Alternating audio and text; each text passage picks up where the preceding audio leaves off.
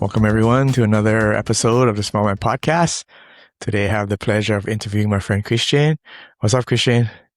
How's it? Thanks for taking time today to share your story with us. Why don't we start off by introducing yourself, the school that you train at, and your rank. So like Uncle Rob said, yeah, my name's Christian Taipin. I'm currently a brown belt at Sunset Beach Jiu Jitsu. Okay, Sunset Beach. So, I guess when I see you over at Roots, there's some of your friends over there, yeah, you hanging out with. Because I don't see you Yeah, training, but I see you mostly hanging out over there. yeah, I typically go on Fridays after their nogi class. Before it used to be open mat, but I come after their nogi class. Very cool. Yeah. Very cool. All right. How long you been at Sunset Beach? Ooh, I want to say about like 10 years active. Yeah. So I've been around jujitsu for about 15, but I did take a 4-year break. So in total active training about 11 years. Okay. Okay. Um, what got you started in jiu-jitsu? So funny story. Everybody asked me this question. It was actually to get close with my older brother. When I was younger, I thought him and I weren't that close. So I thought maybe if I did this sport that him and I would create that brother relationship, you know? Did it work? Yeah, it did. It took some time. Eventually, we both like matured as we grew older, and we got really close after that. Does your brother still train? So my brother's currently a family man right now. Just trying to Mm. be a husband and take care of his two kids. He does pop in here and there. He recently came this past Wednesday, I think. Yeah, but it was really good to see him. Very cool. Very cool. So, what age were you when you started? Ooh. So I think I started in 2011.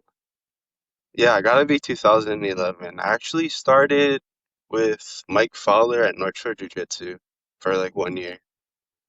Okay. Okay. Yeah. So, how old were you when you started? Okay, so I am currently 28. If I said I've been around 15, so I must have been like 13, like Wow, 12, 13 years old. 13 years old. That's pretty early. So you started. Yeah. Uh, did you start? I mean, I'm assuming did you start kids program or you already just started adults program when you started? So I actually started at the kids program at North Shore Jiu Jitsu, but I was actually like the biggest kid there. So like maybe like 6 months in, Mike was like, I think I kind of need to put you in the adult class too, but I was also the smallest in the adult class, so that was pretty Uh, funny. Yeah, yeah, you're right in that middle stage where too big yeah, for kids, little too small for adults. But yeah, I think that was better for you instead of beating up the 5-year-olds. Yeah. yeah. Oh, but I knew how the 5-year-olds felt when I went into the adult class. It's pretty funny.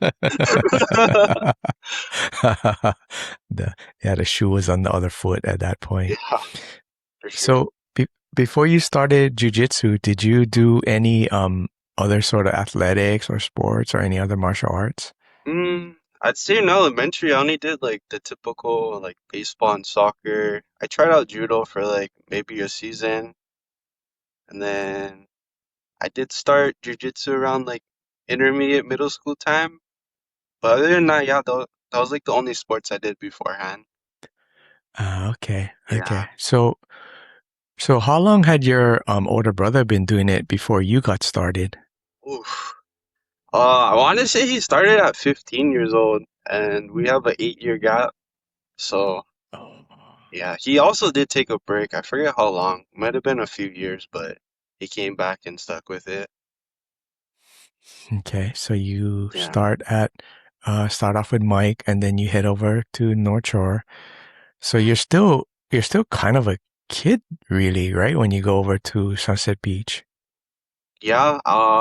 After that 1 year with Mike, them, I did transition over to Sunset with my brother. Them. Okay, okay. And then Yeah. you've been there ever since. Yeah. Pretty much ever since. Okay, okay. So, um, I think when you were younger, were you more active competitively? Yeah, I remember. Oh, those were some tough times. I just remember competing like as much as we could here, just because we had what maybe like two or three events about a year, maybe four at most. But yeah, I did pretty much all we had that was going on here. So I always ask people, did you enjoy competing? Um, at first I didn't. I mean, I think at the time I wanted like the result more than like the process, right? Because I'm younger. I'm like, okay, yeah, I gotta get first. Everyone's like, gotta win, just do your best, and I'm just like, I guess I was just so stuck on like trying to perform for like others instead of myself. So Hmm. that kind of like got to me, which kind of led to burnout. We'll talk about that later, but yeah, I kind of didn't enjoy it at first, but eventually I did. I got that bug to compete. So that pressure you felt, you mentioned you felt like you're trying to do it for others. Was there any sort of like the last person I talked to talked about how his dad had very negative connotations when he lost, so he felt extra pressure from his dad. Did you get any pressures? Were they real pressures, or they just like you felt like you had to do good for like the school and your teammates and the coaches? Yeah, I just felt like I just had to like prove something to like others. I don't know, it was just like kind of like people pleasing, if that kind of makes sense. But Mm. yeah, that was just me when I was like younger. I just felt like I had to prove something to someone. Kind of gave me Okay, like so that validation. okay, so what helped you get past that feeling or that mindset? Mm, I guess when I finally won my first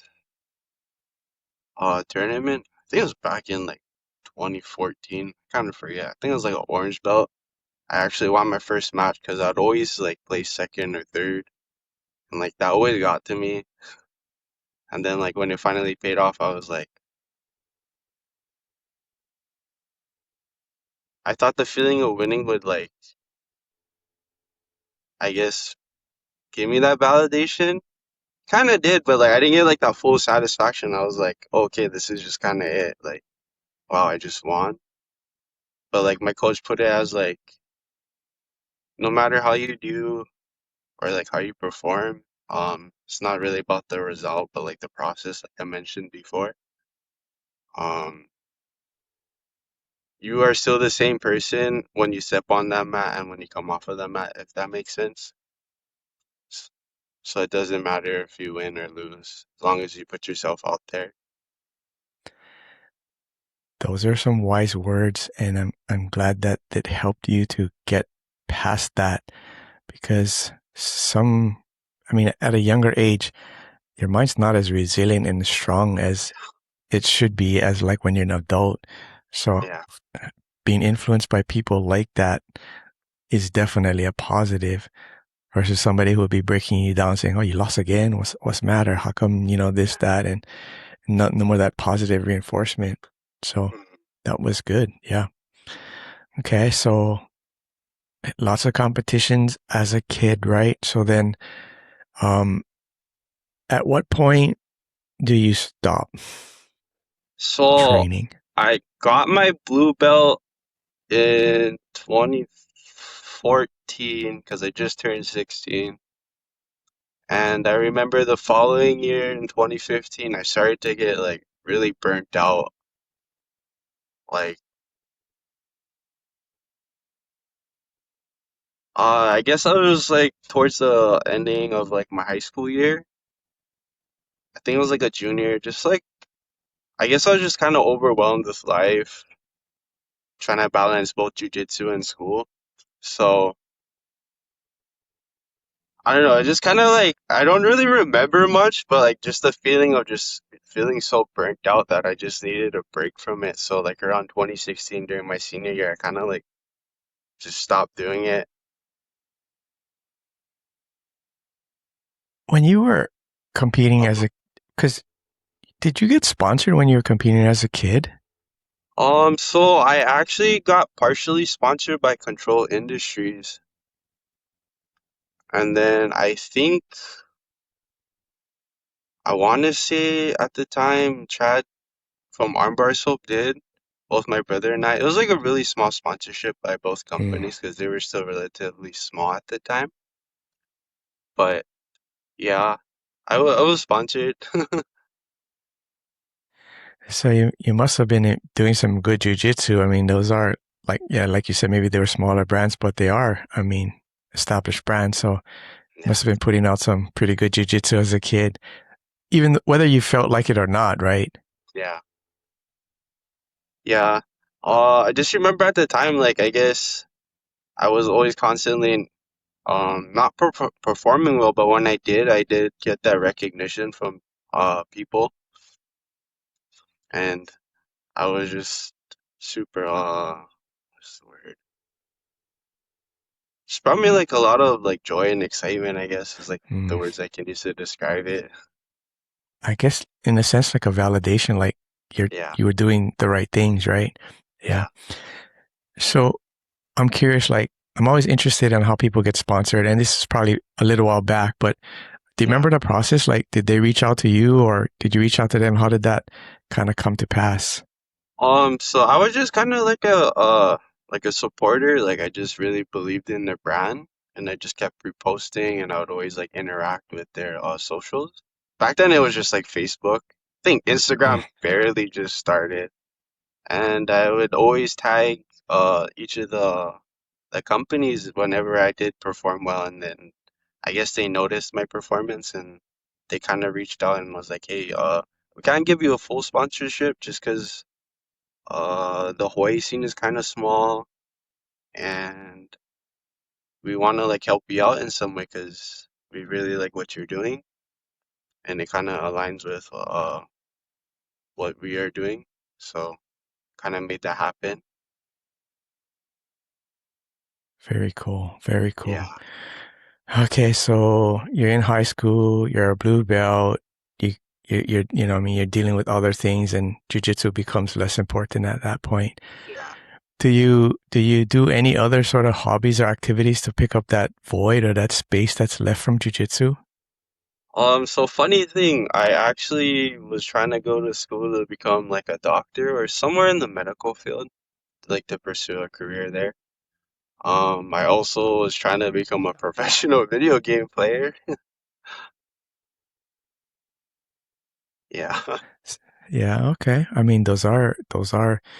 If you told me when I was a kid that you wanted to be a professional video game player, I would be probably slapping you in the head saying that don't Yeah. exist. But in this day and age, that's a legitimate profession. I mean, there's even Yeah. like school. You go to school for that kind of stuff. So it's just kind of it's mind boggling to me as an old guy to think that playing video games can be a profession. But hey, it pays money, man. It pays the bills. So what kind of games are you playing?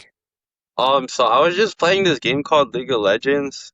How do I put this? It's basically just like a five-player team versus another team, and it kind of it's like a slow build where you gotta build your character up and then eventually just break the opponent's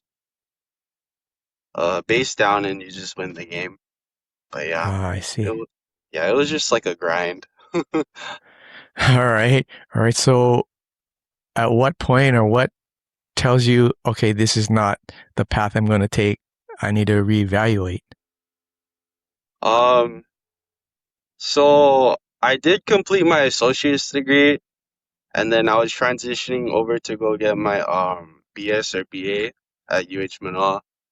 However, COVID did hit and that was just a really weird thing for me to go through.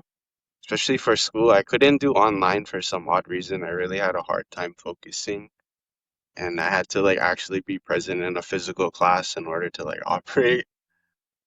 Um, so I kind of just put school off to the side, and then with gaming, I kind of just I didn't perform really well. I tried it out for like a professional team, came up really short, did really horrible. Um, yeah, Yeah, there's a lot of technicality in that, but won't really talk about it. But I guess we have a mutual friend. She's like your teammate. So her and I, we met back in college, friends. We were doing judo, and then she was like, "Hey, you always talked about jujitsu. Like, how come you're not doing it?" And I was like, "Oh, just for personal reasons." And then she's like, "Well, you're doing judo now, don't you want to go back?" I was like, "Oh yeah, I guess I'll try to go back." And then with her encouragement, I decided to go back. Okay, so probably it took a little bit. I mean, you took a lengthy break, right? Yeah, And then you come back. All right. Um so you left Sunset Beach and then you went back to Sunset Beach. yeah, Okay. Probably a bunch of new faces except maybe the head guys. Um yeah. how long does it take for you to kind of start getting some of your mojo back? Um, so the funny thing for me, it was kind of like riding a bike. I just needed to like get my body back in the groove and like my mindset, but I think my passion was like kind of still there, which was kind of funny. I still remember how to do a bunch of moves. It's just really rusty. Okay. That I mean, Yeah. so was it pretty quick then that the love for jujitsu came back? Yeah, it came up pretty quick.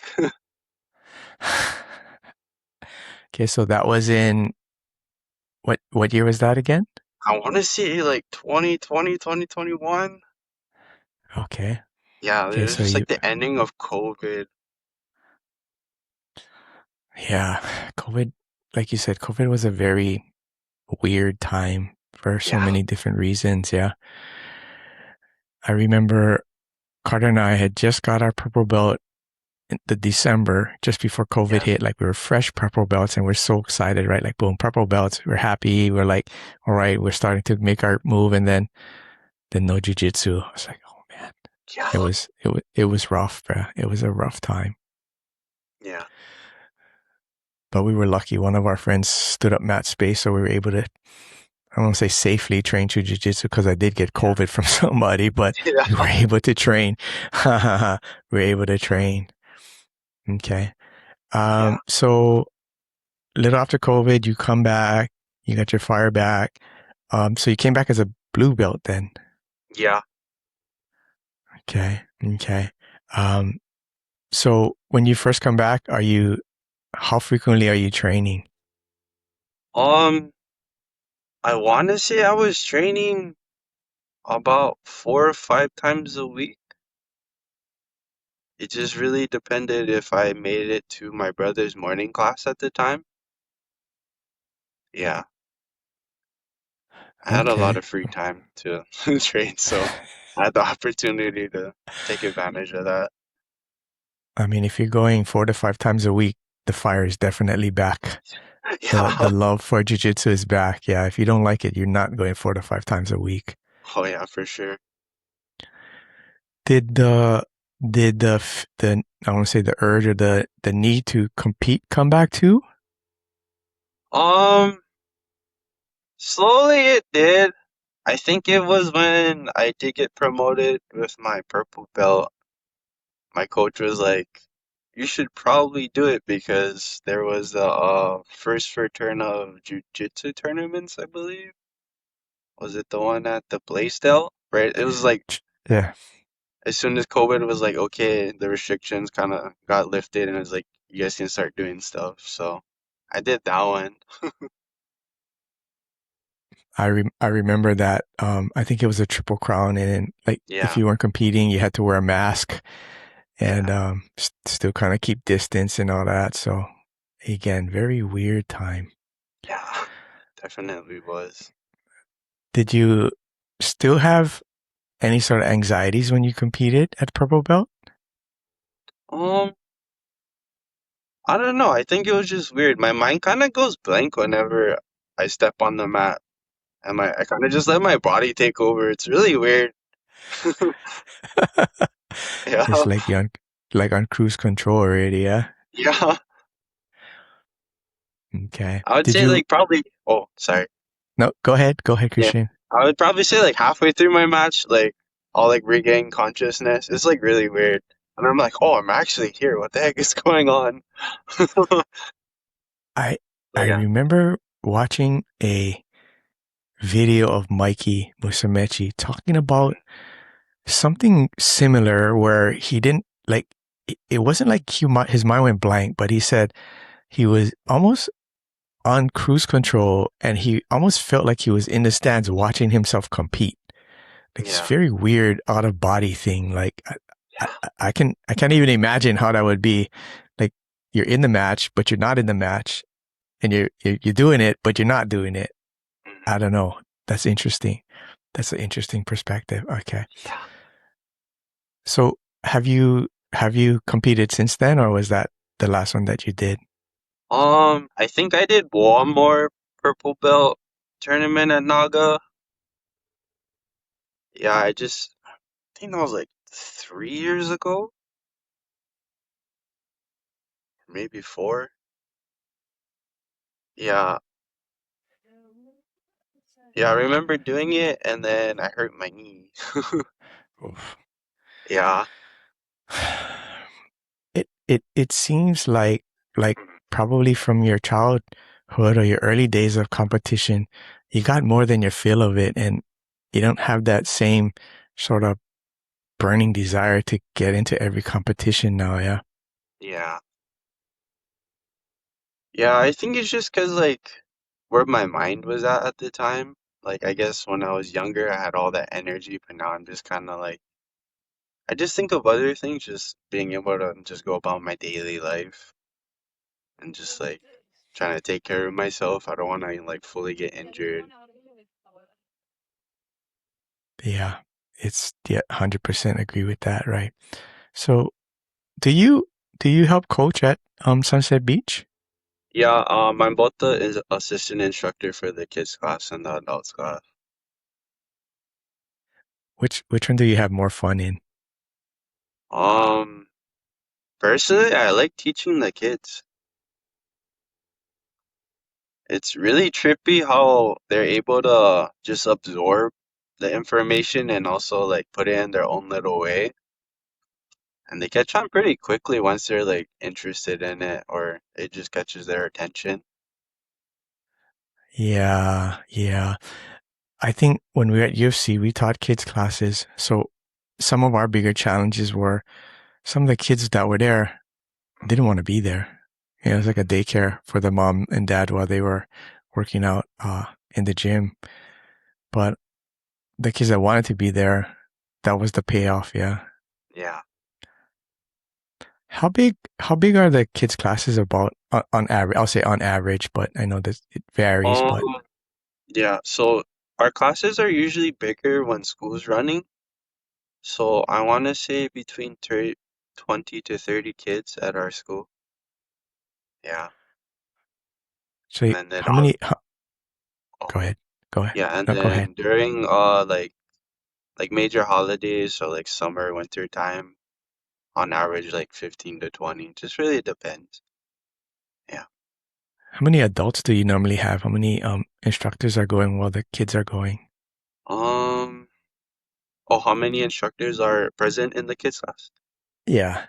Oh, okay. So my professor JD, there's myself, and then our other black belt, Sunshine. And then sometimes we have a few blue belts that help out as well. That's nice. Yeah.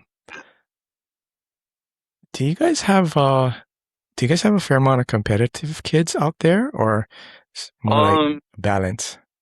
so ours one is just more like balance, just more to just help build them up in a sense, give them Hmm. kind of just like a purpose and to like help discipline them. Hmm. Yeah, Hmm.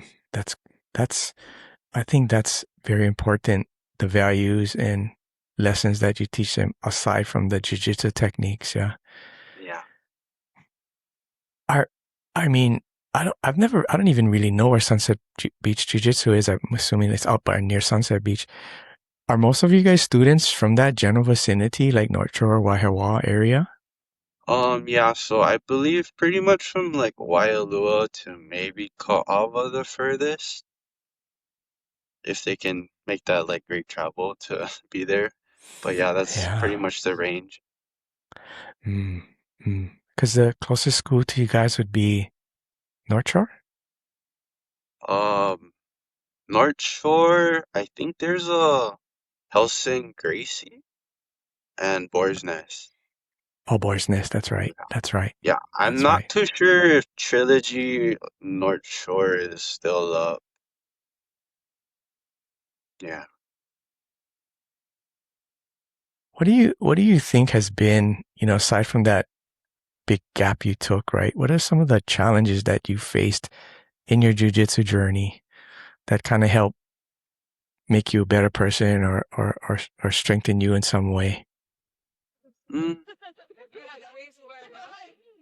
I guess I want to say just showing up regardless how you feel, like no matter like what it was. For me, the biggest thing was injuries. Yeah, when I was 16, I did get heel hooked at a icon grappling tournament. I didn't know we could do those at the time because I entered a adult division as a teen. So yeah, it only affected my ankle luckily and not my knee. Yeah. And then that took some time. That's kind of one of the reasons why I did take a break. But then when I did get older and my most recent competitions, I did buckle my knee in the finals match before the match even started. I guess my opponent didn't hear the ref. All she said was, "Are you guys ready?" And I guess my opponent thought she said go, and he kind of jumped guard and buckled my lead knee. Yeah. Oh, So that dang. like yeah, that impacted like my daily life and like trying to train on them or go back to training in a sense. Yeah. What do you think you would say is like the highlight or the thing that brought you the most joy from your jujitsu journey to this point?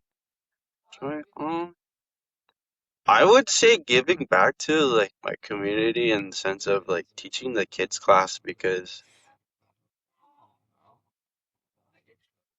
it taught me like a lot of like lessons like especially with patience like with the kids you have to be extremely patient with them because they're not gonna like understand a lot of things and then you have to break it down to where they can understand. Yeah, it's been um it's been a blessing to have our kids class because they teach me a lot.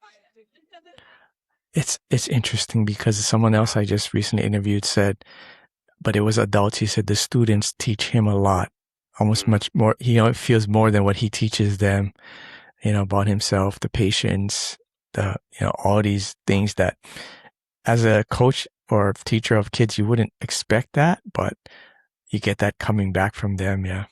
yeah. I think, I think as a person like you who's interacting with kids, you have a big influence on what they'll be as they grow up, as they age, right? Even though they don't understand it, they're learning values, right? Cooperation with your teammates, right? Patience with their teammate, right? Being able to follow instructions, like basic fundamental stuff, but those are important skills to have when you go into the workforce, right? Yeah. Yeah. So I know you're not a belt chaser, and Yeah. it's not meant to ask you this question in this way, Yeah. but have you ever thought about what it's going to be like when you finally get your black belt? um I always had this thought that I would open up my own school, but I don't think I'm gonna be doing that like anytime soon. Yeah, it's a lot of work. I actually had this talk with my professor. Like he was like, "So, what do you think you're gonna be doing within like a few years?" He even asked me this when I was like a blue/purple belt. He was like, "Okay, what are you gonna do at like when you get your belt and like by the time you get to your black belt, like what are your plans?" And we had our talk. Yeah. You're So, right. I mean, go ahead. so I'm not too sure if I might take over the school, just because my coach is a little older now. So like probably within like 10 years, I might be the one to take over. Yeah, That just would because be like all of our black belts kind of have their own thing going on currently. what area do you live in? Oh, so I live in Hauula, so it's kind of like the northeast part of Oahu. Okay. Okay. Yeah. That's not too far. It's not super close, but it's not too far, yeah, from the school. Yeah, it's about like a 20 to 30-minute drive. Just really depends on the traffic. Mm-hmm. It's interesting because I always ask people where did they see their jujitsu journey in 10 years, but you kind Mm. of answered that. I don't know if you want to add anything on top of what you already said. Yeah. Uh, yeah, cause just based on like all of our black belts, they're also relatively young. They're all in like their like mid 30s by now, but they either have a family and they don't really have the time to take that part of their time of the day to, tend to it, or they're just kind of just living their life, just Mm, priorities, mm. I guess.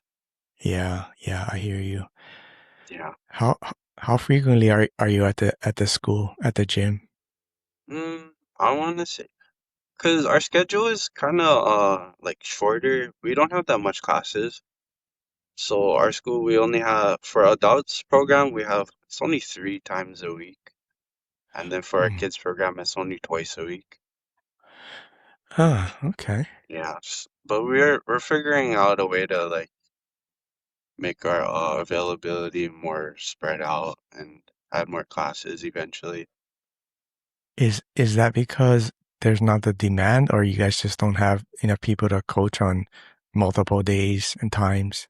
I would say, yeah, the second option, we just don't have the amount of coaches to fit in the days.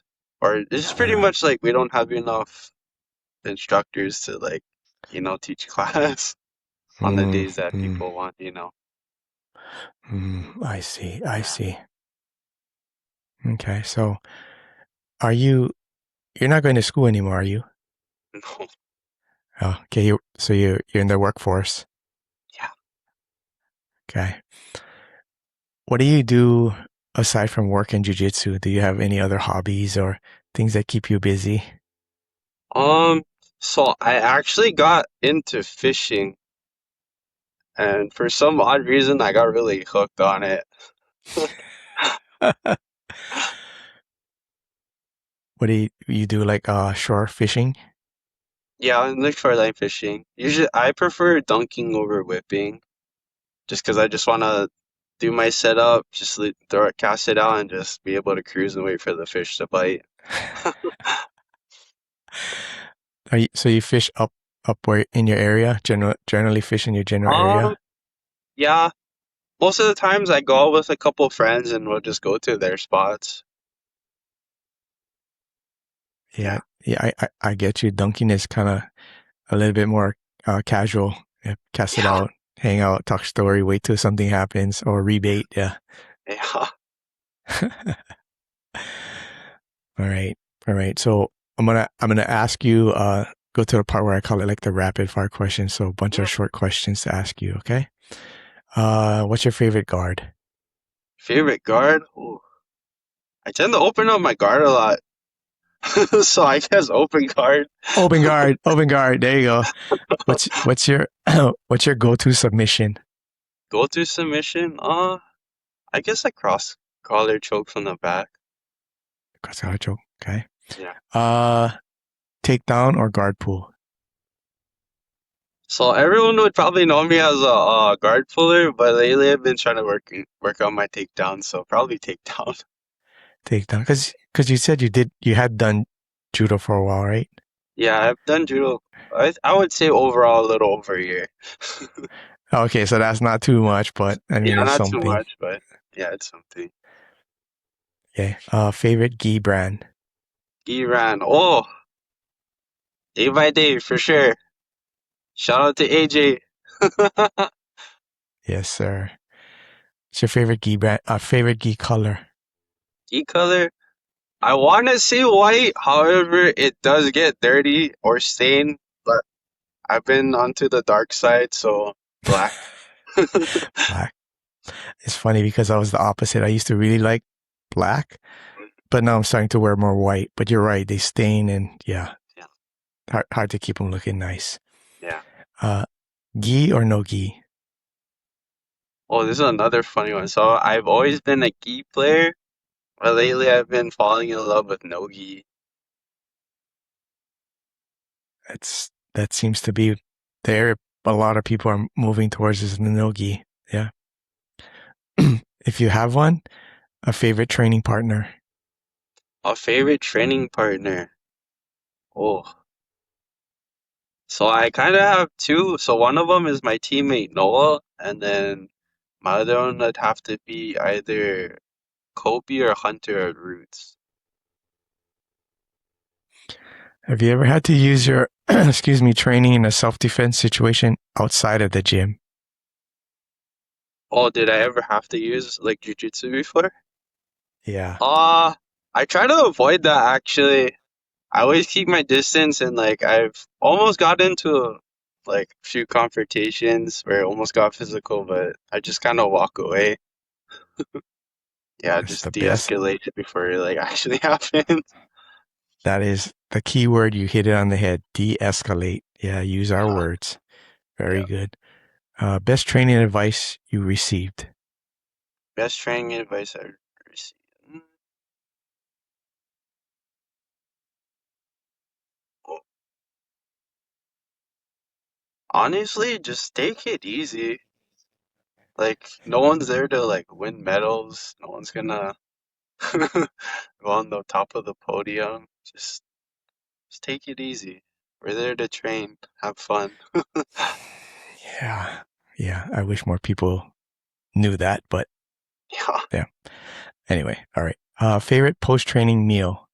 full. If I could get me an acai bowl, oh, that's the spot. All right. If you have one, favorite sports team. Favorite sports team. So I honestly not really into like the traditional like American sports. So I don't really have a favorite sports team in that sense, but if it's like jujitsu, I would say like AOJ. Hey, Jay, you're Yeah. not the first person that said you're not the first person that said that because they are technically a team. So yes, Yeah. okay. So last one, right? So row with if you could row with anybody, past, present, or even potentially future, and they don't have to do jujitsu, but you think it would be cool to row with them, who would it be? Uh, I'd probably just stick with like a jujitsu athlete. I'd probably say Rafael Mendez. Always looked up to that guy, so I would probably choose him. Very cool. Very cool. Yeah. All right, Christian, you answered all my questions. I want to give you a chance. I used to call it shout out. I've been calling it mentor, but if there's anybody that you want to thank on this podcast that has helped you either in your jujitsu journey, professionally or personally, I want to give you a chance now to recognize someone. Yeah. Is it okay if I kind of just like make it a little broad? Oh, of course. Yeah. It's up to you what you want to say, bro. Okay. So I just wanted to shout out to my Ohana at Sunset Beach Jiu Jitsu. Thank you for giving me like everything I ever needed in life. You guys taught me a lot. And thank you to the Roots Ohana for having me over all the time and being able to create more time to train just because I don't have much where I'm at currently. But thank you. And yeah, thank you, Uncle Rob, for this opportunity to be on the podcast. Yeah, Oh, good, but yeah, bro. All right, Christian. I want to thank you again for taking time out of your day to join us on the podcast on our journey. I hope we can see each other again soon. Wishing you the best, bro. okay. Thank you, Uncle Rob. Okay. Okay. Okay. So, hey.